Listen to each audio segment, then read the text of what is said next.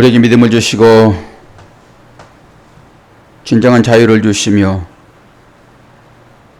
늘 그 하나님의 은혜 가운데 살도록 인도하시는 좋으신 아버지 하나님,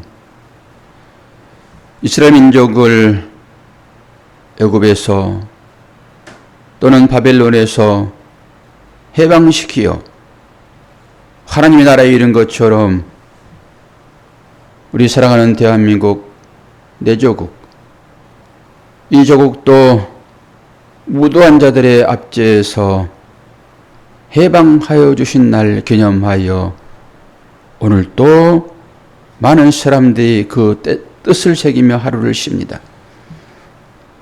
우리에게 이 해방을 허락하신 것 주여 믿음으로 보게 하시고, 압제에서 벗어날 때 수많은 사람들이 피를 흘리고 어려움을 당하고 고초를 당하는 그 현장 가운데서 우리를 해방하셨습니다. 우리가 또한 이것을 영적으로 돌아보면서 이 죄악 가운데 있는 우리들을 주님의 그 십자가의 보혈로 우리를 해방시키신 것을 깨달아 알게 도와주시고, 오늘 또 그 은혜가 또한 말씀을 통하여서 우리 마음 가운데 새겨지도록 하나님의 크신 은혜를 더하여 주옵소서. 우리가 이렇게 해방받듯 또 다른 자들이 지혜의 멍해에 힘들어하고 있는데, 우리가 복음을 전하지 않으면은, 그 멍해를 벗겨내지 않으면은 그들은 영원히 그렇게 살 수밖에 없사오니, 우리들로 하여금 복음을 전하는 자가 되어 우리가 살아나듯 그들도 살려내는 이 삶이 우리의 삶이 될 수 있도록 은혜 허락하여 주옵소서. 예수 그리스도의 이름으로 기도하옵나이다. 아멘. 스가랴서 13장 2절부터 9절까지를 봅니다.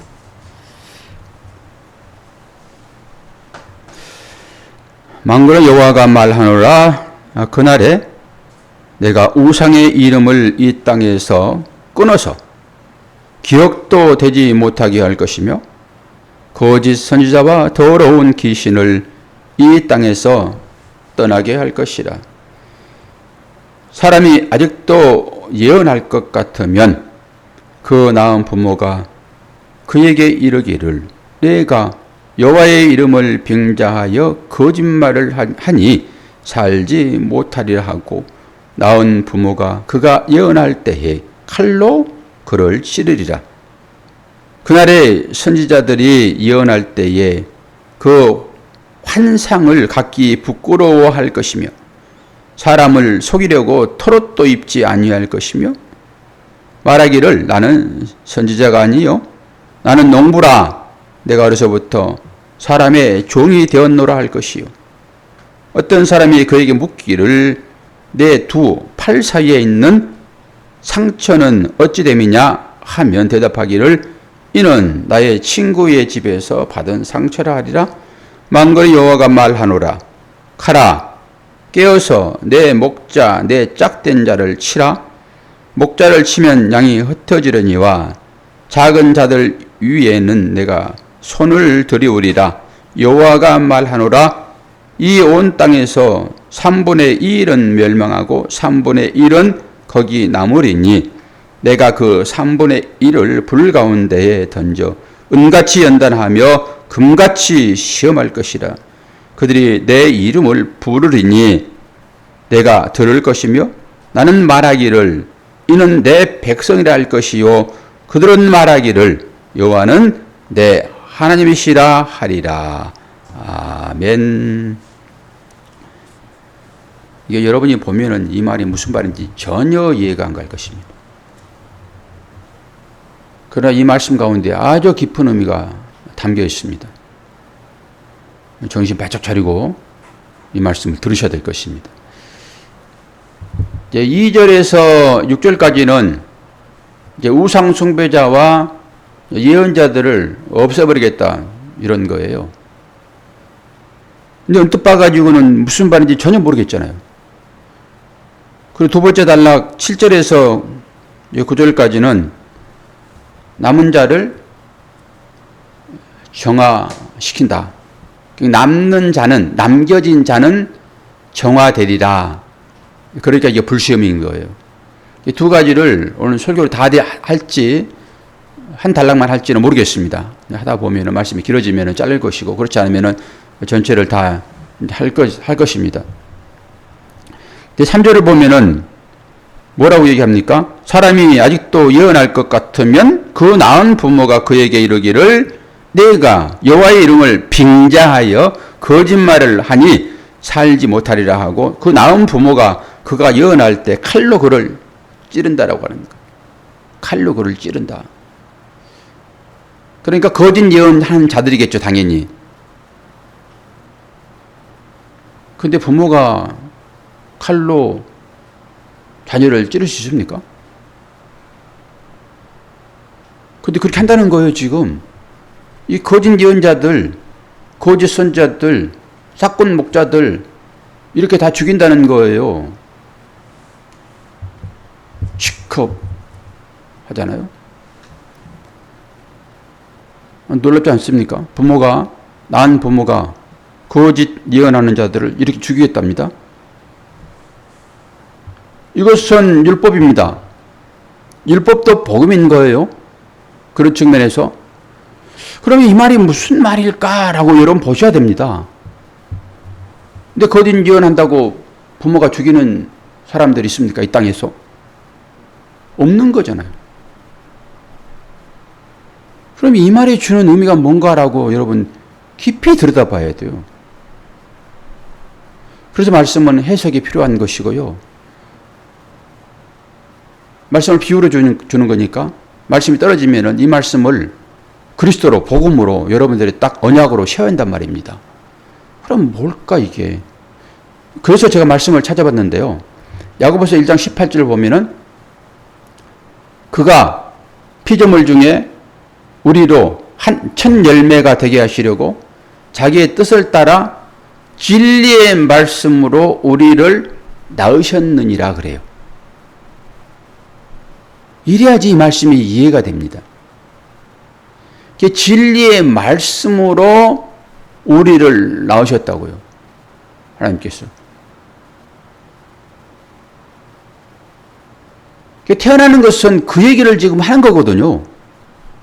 모든 사람이 태어나는 것은 말씀으로 너희들은 거듭나야 되라는 의미를 가지고 태어나고 있단 말입니다.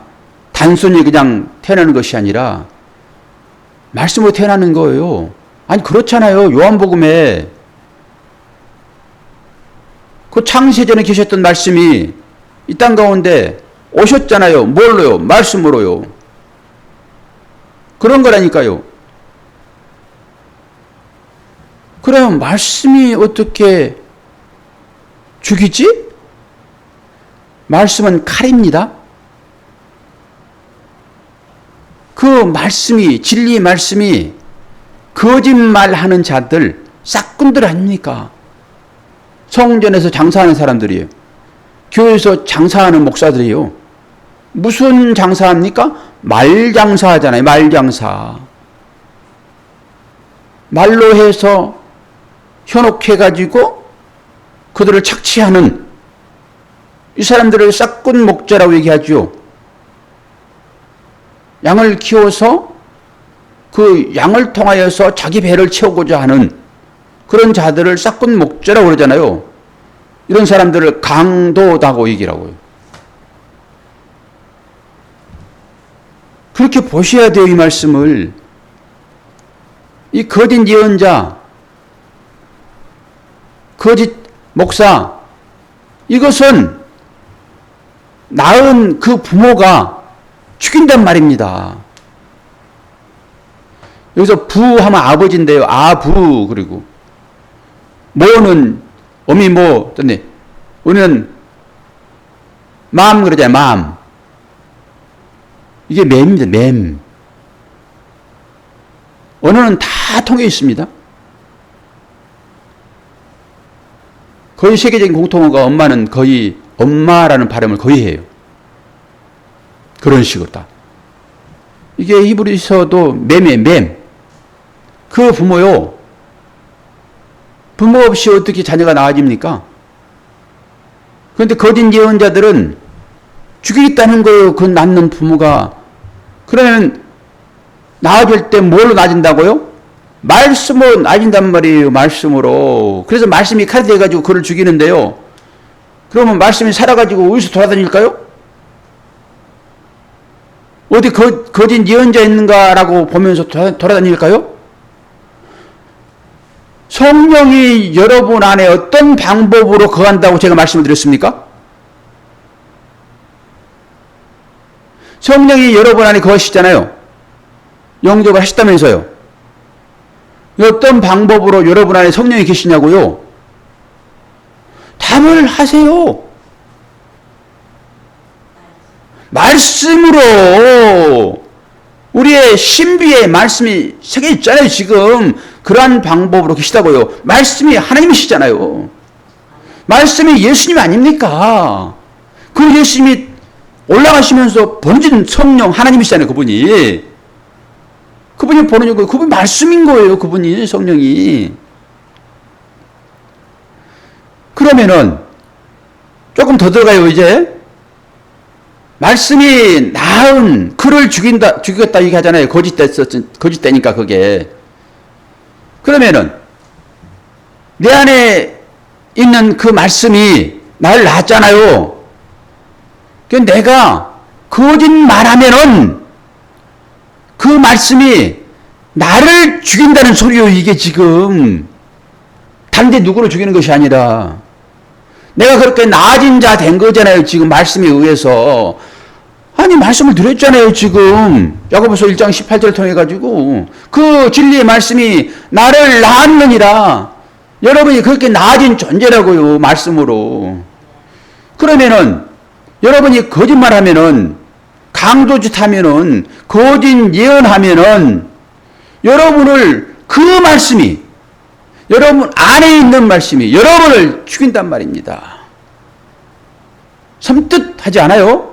이런 말씀 들으면은 이게 누구 다른 사람 여러분 생각하실 거예요? 아이고 저 목사 맨날 거짓말하더니 잘 죽게 생겼는데 그러실 거란 말이에요.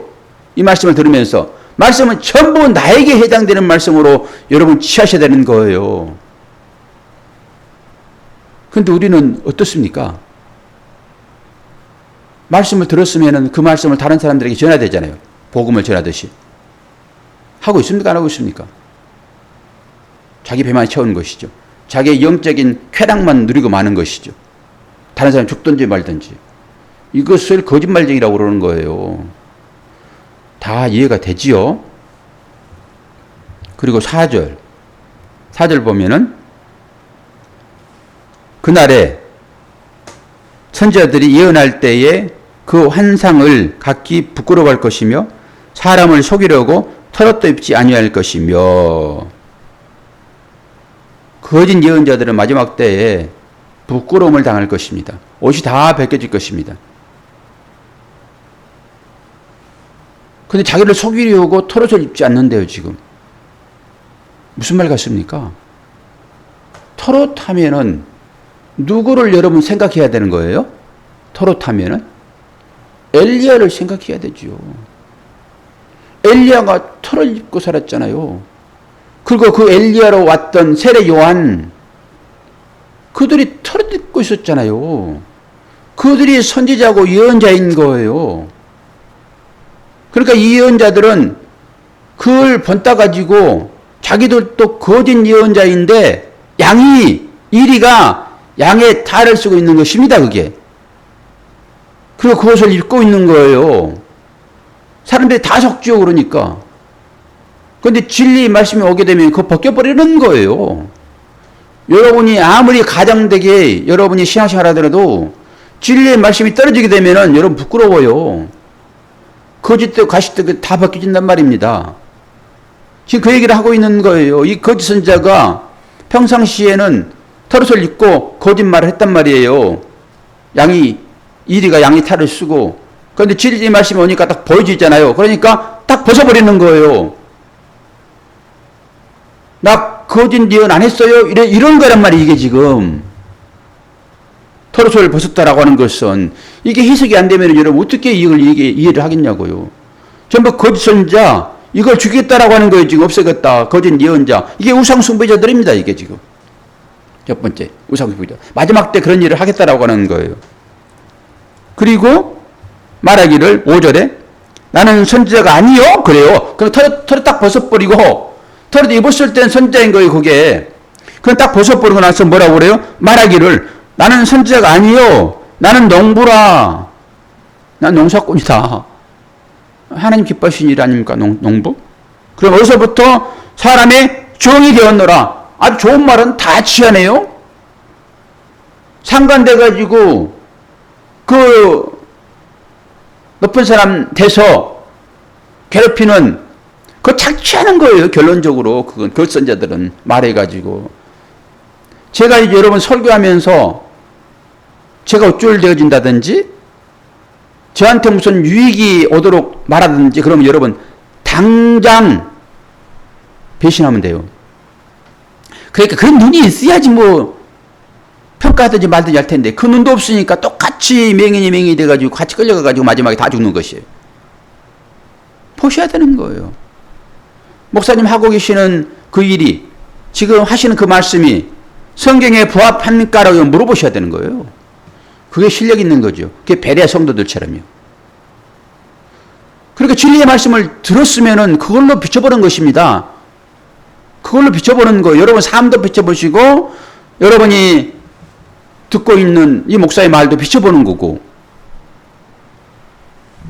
그런 일이에요 지금. 그러면서 6절에 어떤 사람이 그에게 묻기를 그렇다 하면은 그런 거잖아요. 네가 거짓 선자가 아니면 이제 물을 거잖아요. 아니면은 내 두 팔 사이에 있는 상처는 어찌 됨이냐 하면 대답하기를 이는 나의 친구 집에서 받은 상처니라 얘기를 한단 말이에요. 이게 무슨 말 같습니까? 제가 이 말씀을 읽어드릴게요. 열왕기상 18장 28절 이에 그들이 큰 소리로 부르고 그들의 규례를 따라서 피가 흐르기까지 칼과 창으로 그들의 몸을 상하게 하였느니라. 사모님 어떤 때 이런 일이 났습니까? 바알 선제들입니다. 이게 갈멜산상에서 엘리야 850대 1 싸움에서 그들이 제사 지내는 방법이에요. 지금 이게 그들은 기본적으로 자기의 그 사명이 나는 고난의 종이야 라는 거예요 지금. 그리고 칼로 그었다니까요. 이 바알을 아세라를 섬기는 그 선지 아닙니까 이들이.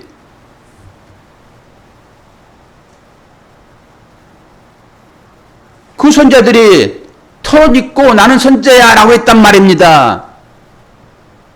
유심히 살펴보는 거요. 네 털을 벗었으므로 그러면 아니라고 보자. 그럼 너 상처는 뭐냐?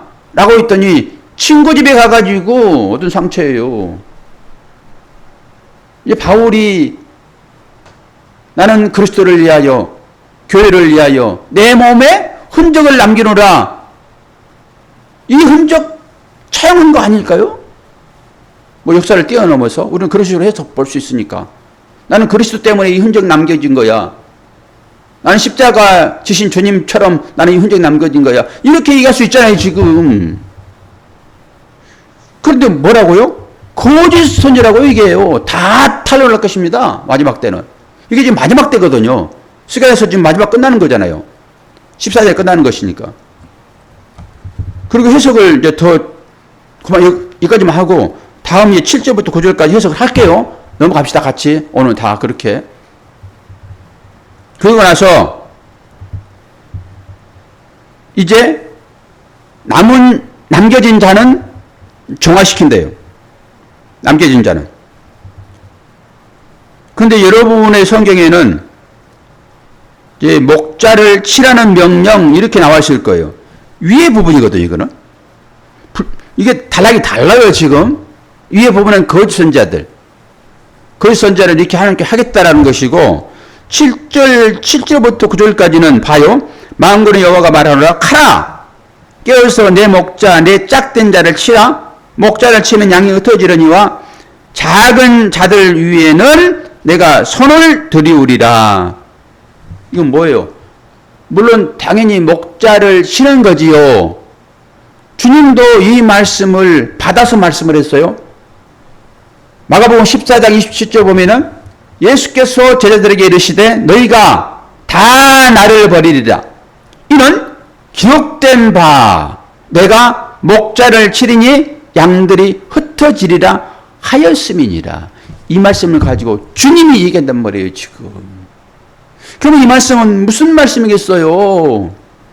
당연히 참 목자 되시는 예수 그리스도 이분이 치심을 당하신다라고 하는 거예요.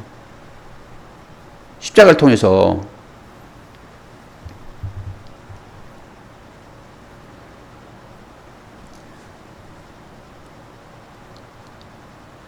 이 말씀들이 여러분의 심장을 찌르는 말씀들이 돼야 되는 거예요. 다 그냥 굳어가지고 이 바늘로 콕콕 찌르는데도 불구하고 전혀 감각이 없다 하게 되면은 여러분 안 돼요. 우리가 마지막으로 살고 있잖아요 지금. 정신 바짝 차리고 마지막 때에 내가 어디로 갈 것인지 옳은 길, 의의 길, 진리의 길로 갈 수 있어야 되지.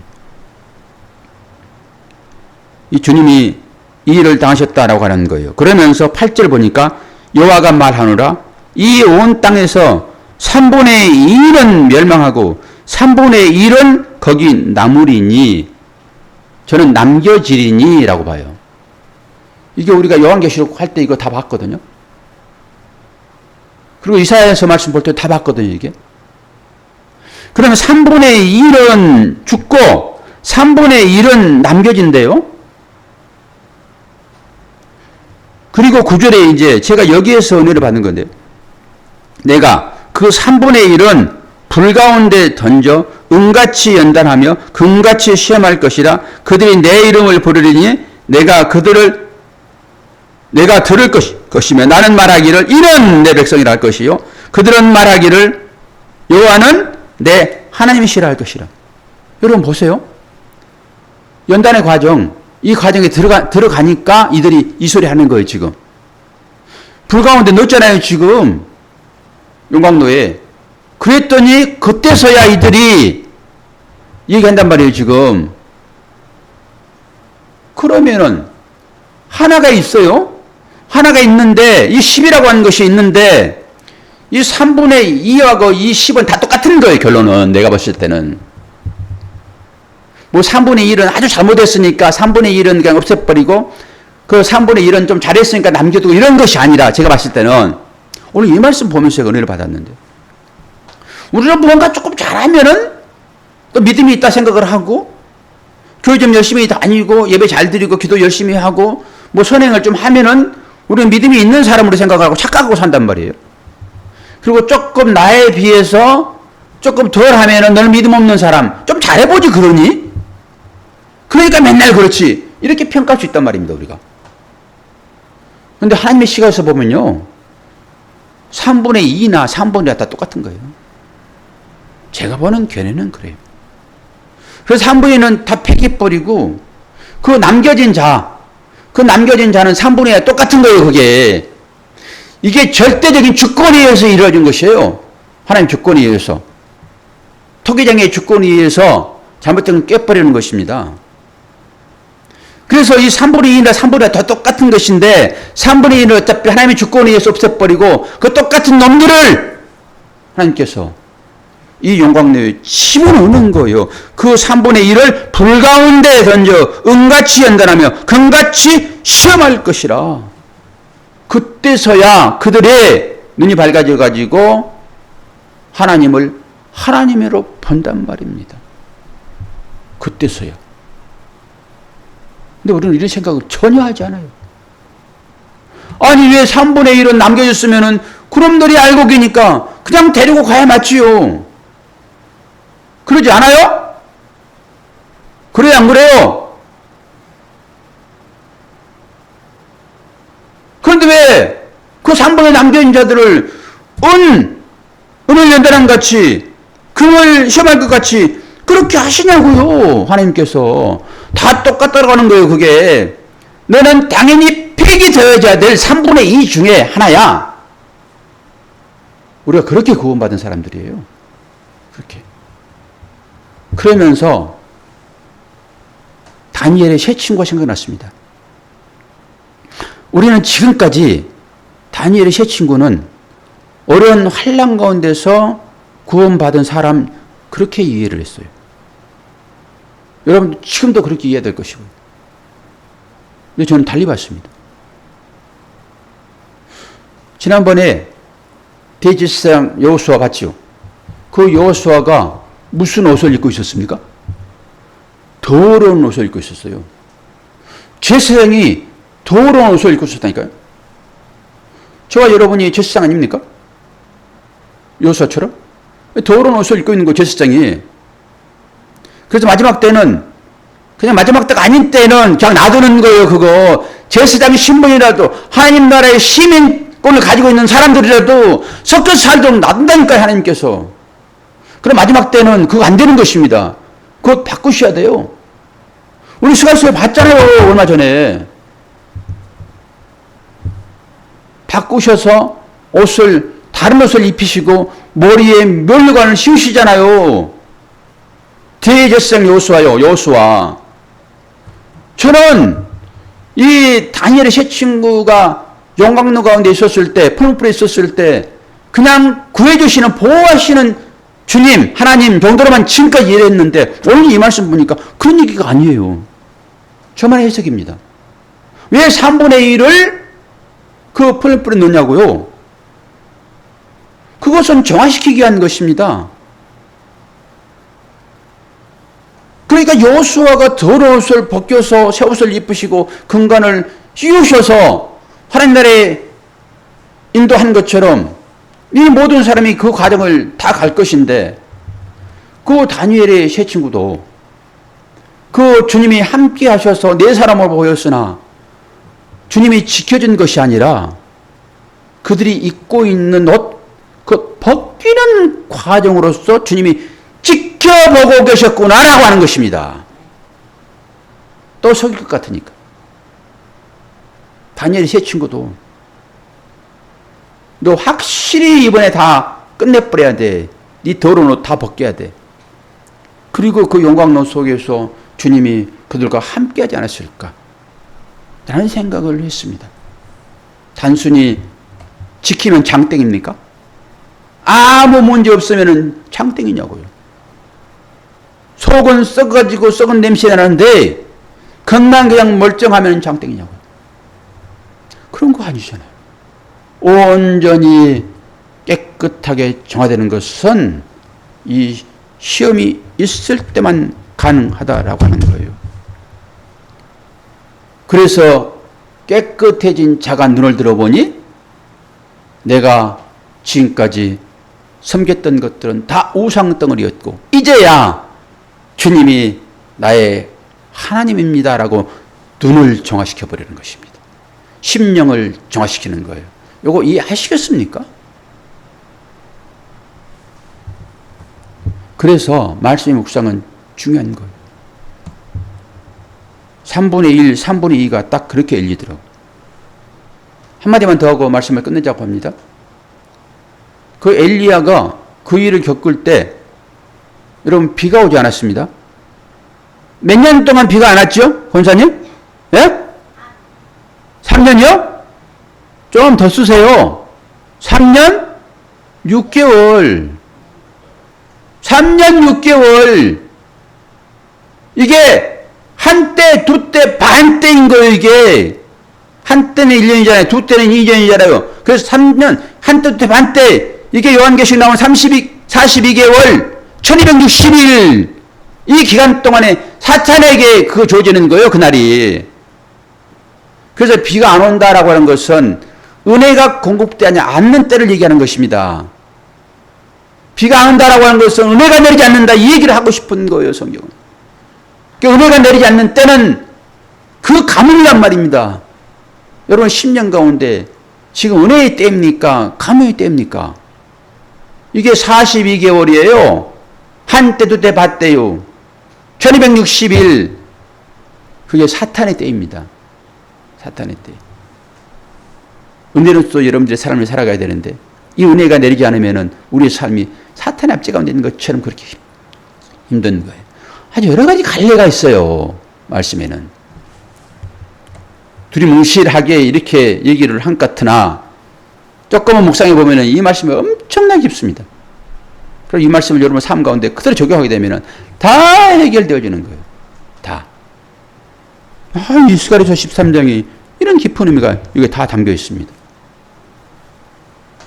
오늘도 8월 15일 이 날의 의미를 여러분 또 생각해 보세요. 죄의 압제에서 풀려나는 때로구나 이게. 그걸 보도록 하나님께서 이 기간을 우리한테 주셨구나. 단순히 그냥 하루 있다 쉬는 것이 아니라 죄에서 해방되는 날이로구나 이게. 자유몸이 되었구나 이제 내가.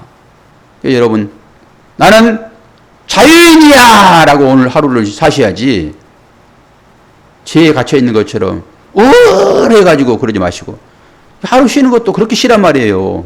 그 의미를 가지고 와 자유롭구나. 그건 기쁨인 것이고 잔치인 것이고 그러니까 이 잔칫날은 뭐 해야 돼요? 잘 먹어야죠. 좋은 것 보시고 그렇게 사셔야지 아무 의미도 모르면서 그냥 하루 쉬자 그렇게 사시면 안 돼요. 모든 것들이 그렇게 조진다라고 하는 것입니다. 보세요. 여러분이 지금 8월 15일은 하루 새벽 기도에 하루 쉬어야 되는데도 다 안 쉬고 다 나오셨잖아요. 지금 왜 나오십니까? 이 말씀 들으러 나오셨죠. 여러분 자유인 된 것을 축하합니다. 제 자유에서 풀려난 여러분 혹여나 여러 어려움 시험들이 있을지라도 오늘 이 말씀을 생각하시면서 내가 때가 묻었나 보다. 이것을 벗기시는 주님의 은혜에 감사합니다. 그리고 잘 견디시기를 바랍니다. 기도하겠습니다. 아버지 하나님, 아버지의 사랑과 은혜를 감사합니다. 8월 15일을 우리에게 준 것도 다 이 영적인 의미가 있는 것을 우리가 다시 한번 봅니다. 연단의 가정들이 얼마나 힘듭니까? 단순히 조진 것이 아니라 새로운 옷을 입히시기 위하여 그것을 벗겨내는 과정으로 우리를 용광내에 집어넣으시고 은을 단련하듯 금을 단련하듯 이렇게 우리를 함께 하시니 주여 감사합니다. 오늘도 그 믿음 가운데서 또 일하실 분들은 일도 하게 되는데 주여 주의 은혜로 모든 것을 감사로 여기는 복된 하루가 될 수 있도록 인도하여 주옵소서. 감사드리며 예수 그리스도 이름으로 기도하옵나이다. 아멘.